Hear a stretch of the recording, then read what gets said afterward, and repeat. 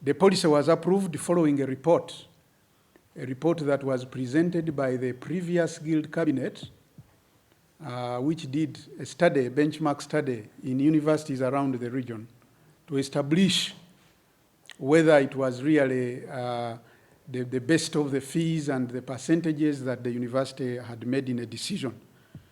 So council had a position prior to that, of increasing fees between 50% and 95% on different programs, because the percentages were ranging on different programs. And as many of you are aware, this Guild representative committee, which was led by the President, Makerere, and his team, we have a full report, we'll share it with you, where they really made their case and said, well, having gone around in the universities around the region, they realized that actually Makerere was the lowest, including local universities, for a number of programs, as I'll give you the details. So the whole arrangement was that in their report, the recommendation, which was later on adopted and approved by Council as a policy now of 2018, fees policy, which also culminated into a fees structure, which fees structure is going to run for the next 5 years, okay? That started last year, 2018, 2019, this year, 2019, 2020, running through up to 2022, 2023. It was their own proposal. It was a student's proposal. So the understanding in that policy, it is that subsequent intakes pay an additional 15%. Beginning with 2018, they pay a 15% of the fees that were being charged, the tuition fees and the functional fees that were being charged then, prior to 2018, 2019, that there is a 15% factor in increment in the fees structure, okay? And in that policy, it is that every year, any new intake, okay, will pay an additional 15% using the fees structure for the previous year as a base. And I hope that is received clearly. That you compute 15% on the fees structure of the previous first year. Now, that is the increment. It only affects first year students. That's why we're saying that the university has not actually increased the fees. There has not been any increment in these of fees in this academic year, because the fees structure was actually determined for the next 5 years last year, in 2018, 2019, beginning with the first year students. Meaning that if you ask the current second year students who were first year then, the current third year, fourth year, fifth year, for those degree programs that are having, 4 and 5 years, they will tell you straight away that there hasn't been any fees increment, because the same second year and other continuing students are paying the same fees that they paid last year. So there hasn't been a fees increment, because they are paying the same until when they complete. That is the same fees. Now the increment, as I said earlier, comes with the determination of every first cohort, okay, where you have a 15%.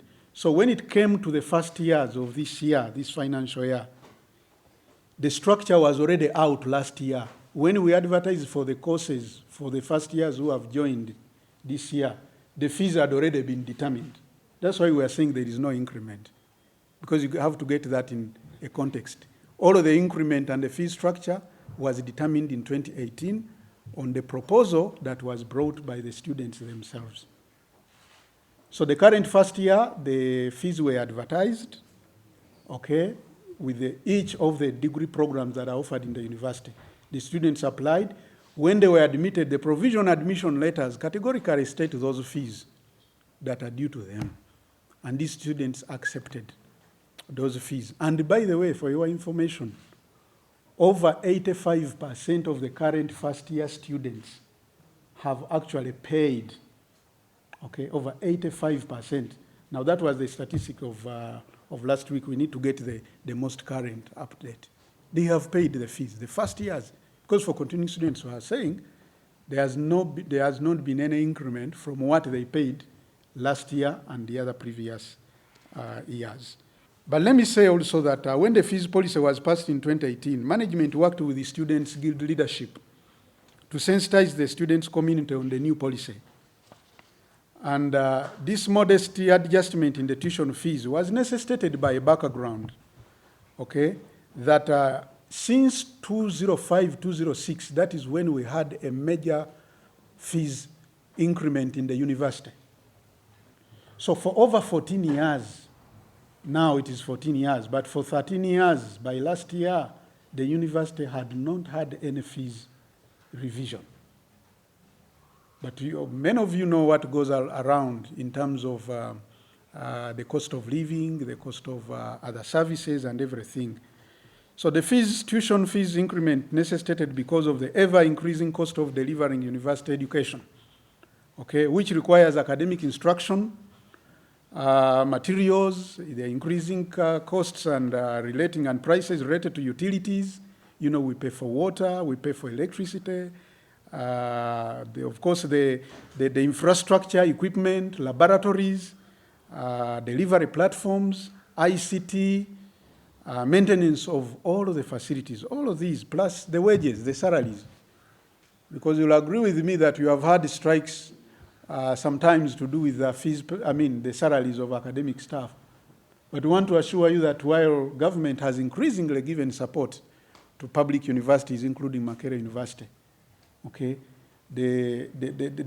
from the internally generated funds or the fees that we collect from the students, a bigger component of it, towards 40%, contributes to the salary, to our wage bill. So the wage bill is not fully taken over by government, and that is the situation. So, and notwithstanding this policy, the university and council, the council and management took into consideration the current and projected economic circumstances, okay, of the country. That's why when you look at that fees structure up to the end of 2020 to 2023, the 5th year, you will realize that even then we shall not have reached the unit cost that was recommended by two important organs in this country. The National Council for Higher Education in 2011, okay, gave out the unit cost of academic programs, what would be the moderate cost of running the academic program and to provide a fair service, academic service to the students. They are far higher. We shall share with you that information of the National Council for Higher Education computation of what. There was also Auditor General conducted a study to establish the cost of running different programs at the university. And it also 2010.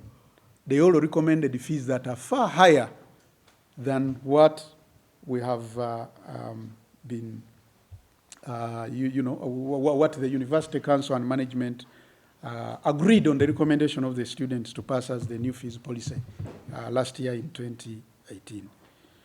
And I'm saying that even with those adjustments, the fees paid by the students at Makerere University, even after 5 years, will still be lower than what many other universities within the country and other universities within the region charge. But other than that, when you compare public universities, even within the region, again, you find that Makerere is higher. I'll tell you that medicine and surgery in Makerere now, for 2019-2020 intake, for a whole year, they pay 3.5 million medicine, okay? But the cost of, in the University of Nairobi is 17.3 million. And Rwanda is in public universities. Dar es Salaam is around 16 million. Rwanda is 8 million, okay, for a year. Dental surgery, the same, about 3.5 for Makerere. Then when you go to Nairobi, Dar es Salaam, 17, 16, and then Rwanda, 8. So the same flows, okay, with the different programs. We shall give you these details in comparison. For example, like I said, Auditor General in 2010 was, for agriculture, a degree in agriculture was giving 6.2 million as the unit cost, okay? And the National Council was providing, the National Council for Education gave a unit cost of 9.4 million for a degree in agriculture degrees agricultural sciences, including agricultural engineering, forestry, agribusiness management, all of those degrees that are offered in the College of Agriculture and Environmental Sciences. National Council was giving 9.4 million as a unit cost, okay? And yet Makerere, the current charge for Makerere is below 3.5 million for a whole year, for an academic year. The other thing I need to give, again, explaining about the circumstances surrounding these fees, is the fact that the fees will still be far below, that's the point, okay, the unit cost which was recommended. And we shall give you this appendix to compare what National Council recommended many years ago. And those figures, by the way, today have changed. If the National Council was talking about 10 million, 10.5 million for medicine as a unit cost in 2011, then you can know how much it is today.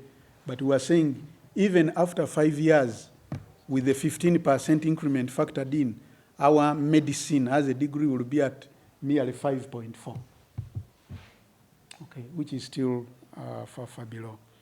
But other than that, we recognize that the fact that the current fees policy was student-led, it's a unique factor to note. Because now almost the university management and council surrendered their powers to the students so that they are the ones who will be able to determine. And that's why council put aside its earlier decision to increase fees by 50% to 95% on different programs, okay, such that the students would be able to have an input. And that is why you never had, while we had a 15% last year, there was absolutely no strike. What does that mean? Even this year, students picked their admission letters, like I've said, over 85% have paid of the first year, okay, the fees, and there haven't been any issues. First week, second week, third week, fourth week, and what have you, okay? So the fee structure has been there. And the considerations for the students concerned about the fees have also been attended to, and we said, well, they met with the chairperson of council, the student leader, Honorable Katerega, His Excellency Katerega Julius, and the vice president met the chairperson of council, even after meeting the university management, who assured them that, well, you write a formal petition, the next meeting of council will do what? Will consider it. But they did not wait for that. Okay. So the new students are also required to study the new fees structure, because you know what we say, that we advertise these fees. Even when people were applying, they knew. The admission letters indicate the fees, the first years. And they also registered, and many have paid. So we are wondering, what is it that now created this? All of a sudden, even after agreeing that, yes, we have addressed that issues, let us wait for council. All of a sudden, what is it? Why all of a sudden, again, we are seeing these kind of unrests and demonstration? So the other factors that we have investigated that I will share with you later on. Most importantly, university management and council have continued to dialogue. It's not true that there have not been any dialogue or any engagement.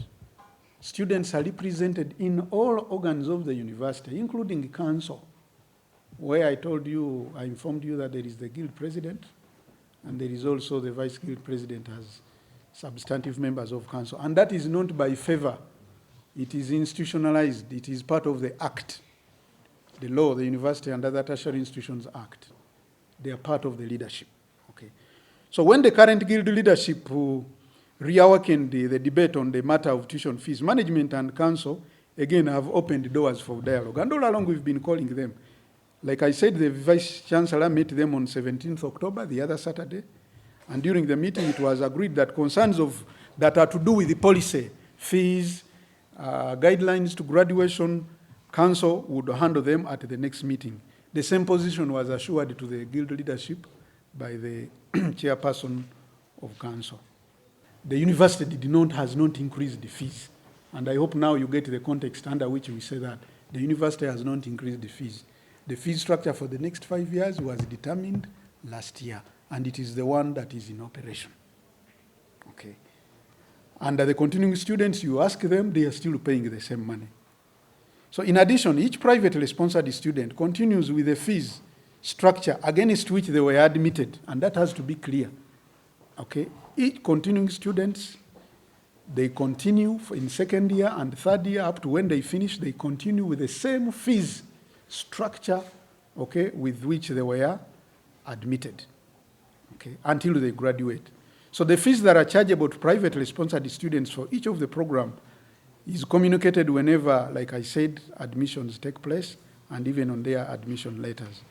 So the fee structure is further communicated to all admitted students, okay, in the joining instructions, which, by the way, they sign even when they register. They register taking a commitment that we are going to pay these fees. If we don't pay, then we shall not be given the services.